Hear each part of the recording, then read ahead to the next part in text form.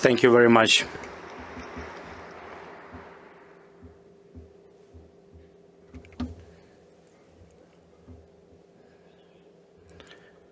Ladies and gentlemen, Mr. Speaker, Prime Minister, dear Justin, members of the government, members of the parliament, all distinguished guests, friends. Before I begin, I would like you to understand my feelings and feelings of all Ukrainians, as far as it is possible. Our feelings over the last 20 days. 20 days of a full-scale aggression of Russian Federation after 8 years of fightings in Donbass region. Can you only imagine?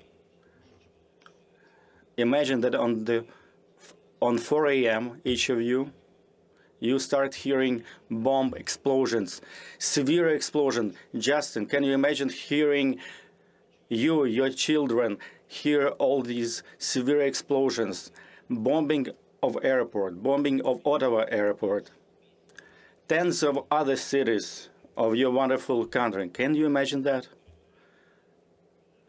Cruise missiles are falling down on your terrain, and your children asking you what happened, and you are receiving the first news which infrastructure objects have been bombed and destroyed by Russian Federation. And you know how many people already died. Can you only imagine what words, how can you explain to your children that you just, full-scale aggression just happened in your country? You know that this is war to annihilate your state, your country. You know that this is the war to subjugate your people. And on second day, you receive notifications that huge columns of military equipment are entering your country, crossing the border. They're entering small cities. They are giving siege. They're encircling cities. And they start to shell civil neighborhoods. They bombed school buildings. They destroyed kindergarten facilities, like in our city, city of Sumy, like in city of Ochtyrka. Imagine that someone is taking siege, laying siege to Vancouver. Can you just imagine that for a second? And all these people who are left in such city. And this is exactly the situation that our city of Mariupol is suffering right now. And they are left without heat or hydro, or without means of communicating, almost without food, without water, seeking shelter in bomb shelters. Dear Justin, dear guests, can you imagine that every day you receive memorandums about the number of casualties, including among women and children? You've heard about the bombings. Currently, we have 97 children that died during this war. Can you imagine famous CN Tower in Toronto? If it was hit by Russian bombs. Of course, I don't wish this on anyone, but this is our reality in which we live. We have to contemplate, we have to see where the next bombing will take place. Your Churchill Square, we have a Freedom Square in the city of Harton. Our Babin Yar, the place where victims of Holocaust were buried, and it has been bombed by the Russians. Imagine that Canadian facilities have been bombed, similarly as our buildings and memorial places are being bombed. A number of families have died. Every night is a horrible night. Russians are shelling from all kinds of artillery, from tanks. They are hitting civilian infrastructure. They're hitting big buildings.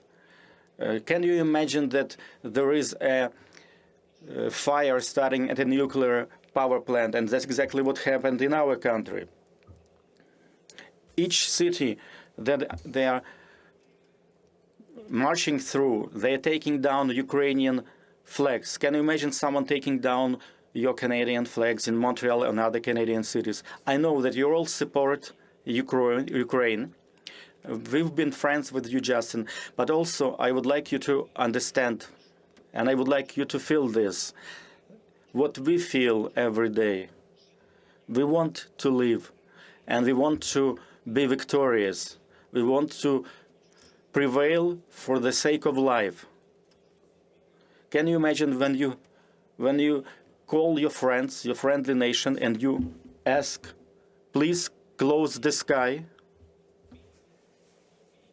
close the airspace, please stop the bombing. How many more cruise missiles have to fall on our cities until you make this happen? And they, in return, they express their deep concerns about the situation. When we talk with our partners, and they say, please hold on a little longer.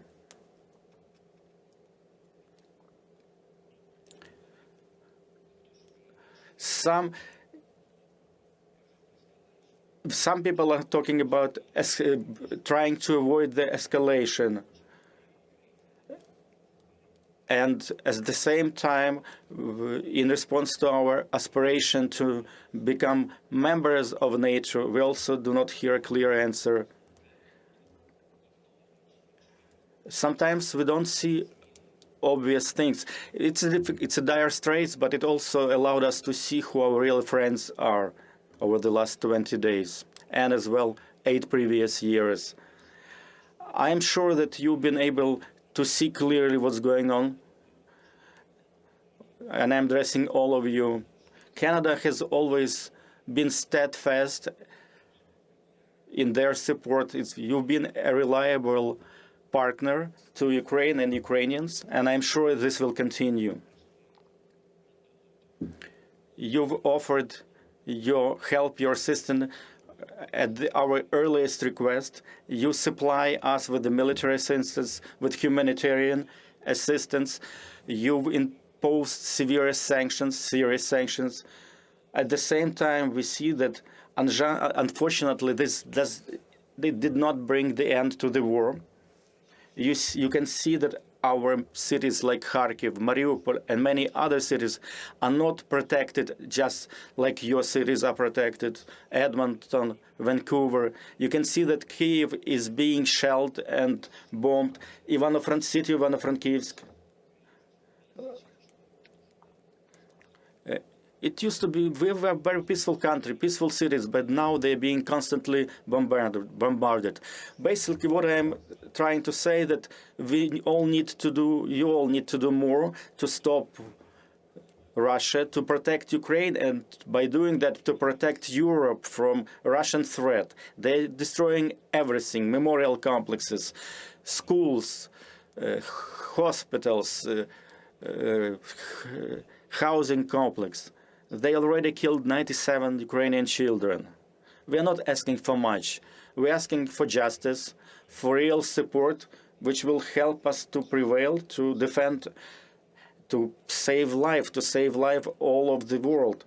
Canada is leading in these efforts, and I'm hoping that other countries will follow the same suit. We're asking for more of your leadership, and please take more, greater part in these efforts, Justin and all of our friends of Ukraine,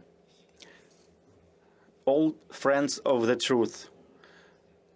Please understand how important it is for us to close our airspace from Russian missiles and Russian aircrafts. I hope you can understand. I hope you can increase your efforts. You can increase sanctions so they will not have a single dollar to fund their war effort. Commercial entities should not be working in Russia. Probably you know better than many in any other countries that this attack on Ukraine, it's their attempt to annihilate Ukrainian people, and there is nothing else to it.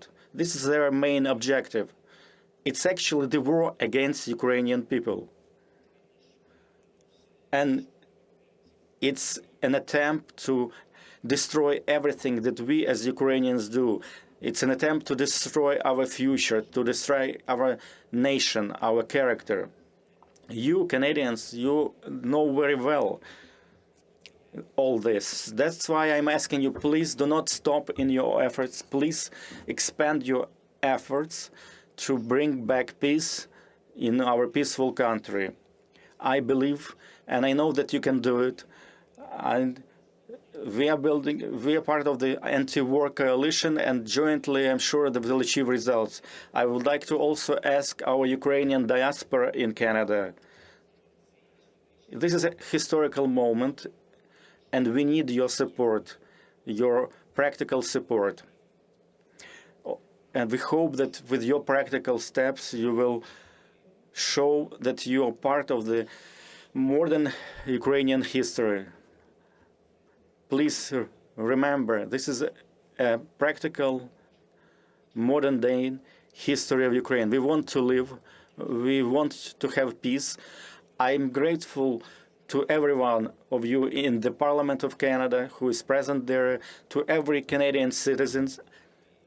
I am very grateful to you, Justin. I am grateful to Canadian people, and I am confident that together we will overcome and will be victorious. Glory to Ukraine. Thank you to Canada.